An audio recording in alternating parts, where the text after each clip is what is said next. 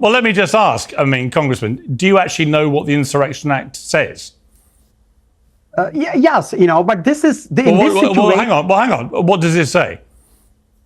Well, look what we saw happen in January 6th in the Congress. That's insurrection. That's not the question. The question is, are you familiar? Obviously, the government is citing the Insurrection Act as the empowerment to do what it's doing. Are you familiar with what the Insurrection Act allows? Yes, I am. But look, this president has used all kinds of excuses to break the law. This president has used... No, but that is the law. So what is the law, Congressman? You say you're familiar with the Insurrection Act, but you don't seem to be able to describe what it does, and you're actually contradicting it. So what do you think the Insurrection Act does? Look. This is what happens when a sitting member of Congress shows up to a debate having done zero homework. Michael Knowles lays out one simple truth right off the bat. Either you let law enforcement actually enforce the law, or you get chaos. That's the entire debate in one sentence. But watch what happens seconds later. A Democrat congressman stands there, confidently declares the National Guard deployment illegal and unconstitutional, and then gets asked the most basic follow-up question imaginable. Do you actually know what the Insurrection Act says? Silence. Stammering. A pivot to January 6th because he's got nothing else. This isn't a gotcha or manufacturing. This is a United States congressman failing a pop quiz on the law he's using to attack the president. Stick around, because it gets worse for him from here. In various things this administration is doing, one of which is about the ability of the federal government to deploy federal troops into states that are not Washington, D.C. Do you feel comfortable about them doing it? And let me just say straight off the top, I'm not sure how I feel about this, because to me, I get the overarching, I think, plan, which is visibility on the streets to deter criminals. But let's take a look at the clip, and then I'll come back to you. The word is, and I think it's been confirmed by the White House, they are going to transfer Texas National Guard units to the state of Illinois.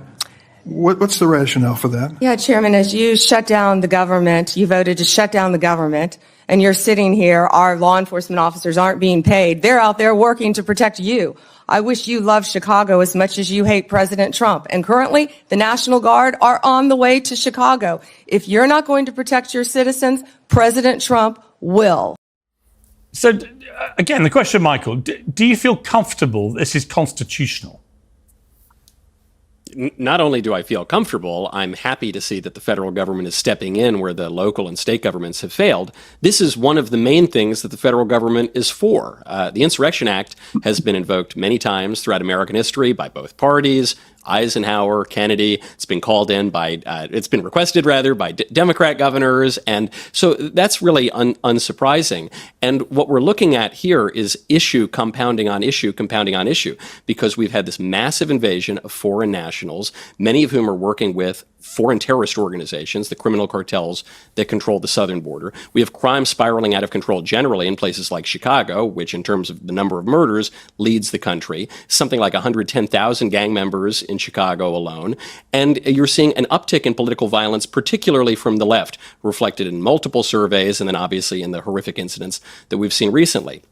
Most recently, the leftist who was going to bomb the cathedral in Washington, D.C., but of course, going back to Charlie's assassination and others. So you're having a lot of disorder. This is why we have the Insurrection Act. It's why we have the federal government, because I think people are debating between these two false options. Either we can all sit together and sing Kumbaya and nobody can enforce the law, or we're going to have violence. But that's not really the case. The two options you have are you can have just, prudent state violence, that is to say, cops enforcing the law and putting the bad guys in jail, or you can have what you're seeing increasingly celebrated by the left, which is vigilante violence, which is unjust. And I want the just kind. I want an orderly society, and I don't think we should just consign people who happen to live in failed blue cities to misery and rape and murder and all the rest of it. This is Michael Knowles doing what Michael Knowles does best, taking a complicated legal question and making it embarrassingly simple.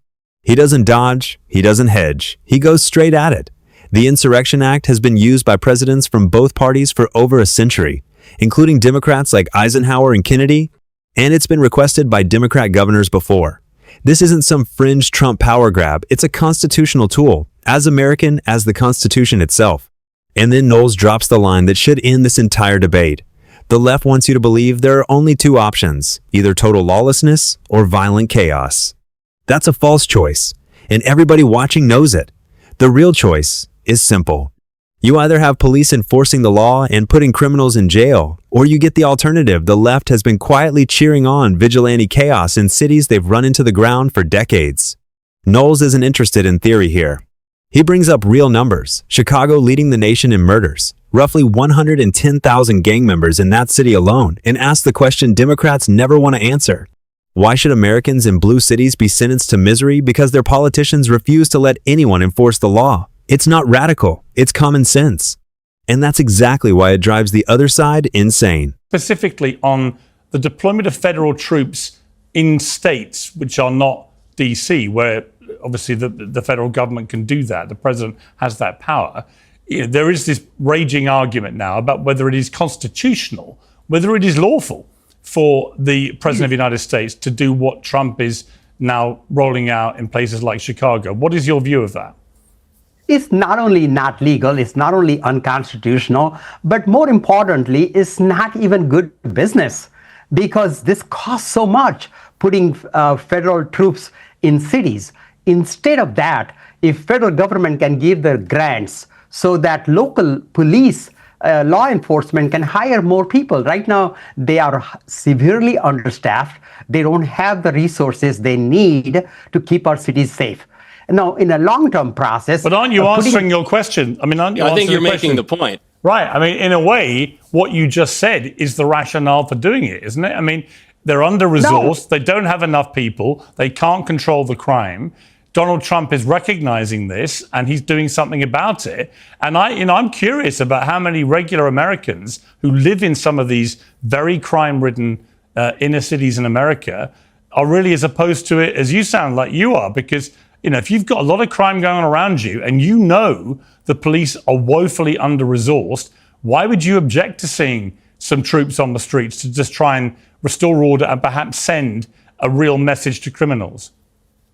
See, putting military and reserves all over America, major American cities, and militarization of our country is not the solution. The solution is empower the local law enforcement, give them the funds that they need. It's the funding that needs to come so we can have a more long-term, long-lasting solution to it. Congressman, are you familiar with the Insurrection Act?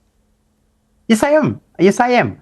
And this so what do you think that's for? You said that this was illegal. You said it was not unconstitutional and illegal for the federal government to send National Guard into cities and states. What do you think the Insurrection Act is for? Well, look, this is a issue that the local government should be handling. What is the answer to my... I don't think you understand the insurrection. Right, so to Michael's... well, let me just ask, Congressman, do you actually know what the Insurrection Act says? Yes, but this is... hang on. What does it say? Well, look, what we saw happen in January 6th in the Congress, that's insurrection.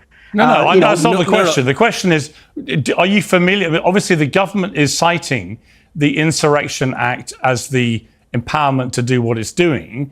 Are you familiar with what the Insurrection Act allows? Yes, I am. But look, this president has used all kinds of excuses to break the law. This president has used... No, but that is the law. So what is the law, Congressman? You say you're familiar with the Insurrection Act, but you don't seem to be able to describe what it does, and you're actually contradicting it. So what do you think the Insurrection Act does? Look, the issue here is that we need our cities safe. Americans want...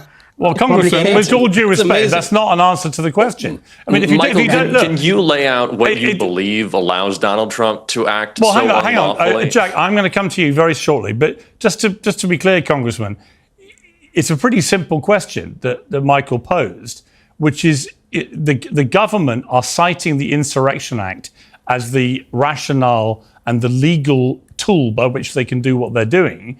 You said it's illegal and wrong and they shouldn't be doing it, but you seem to be struggling to explain what the Insurrection Act actually is. And Michael, quite rightly, is saying, well, can you just tell us? Well, whatever it is, when the National Guards are picking up trash and the National Guards are watering the flowers, that is not Insurrection Act, and that's not what this is meant to be. But do you know what it is, the act? Yeah. What is it? When there is an insurrection, the government has powers to use military, use reserve to address those situations. And this is clearly not the situation here.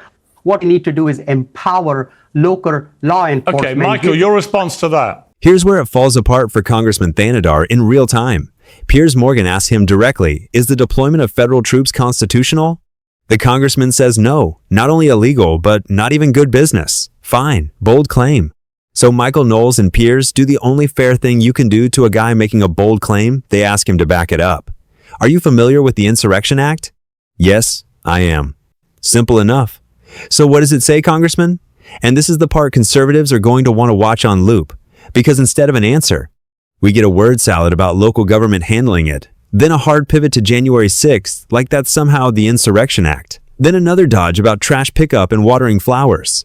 At no point, not once, does this sitting congressman actually explain the law he's using as his entire argument.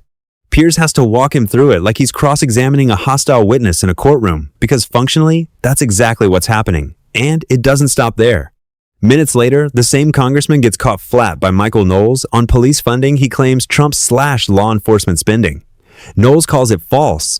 And then the congressman's own fellow Democrat panelist accidentally confirms Knowles was right the whole time. Even his allies won't back him up. This is what happens when you lead with talking points instead of facts. Eventually, somebody asks you to show your work, and you've got nothing.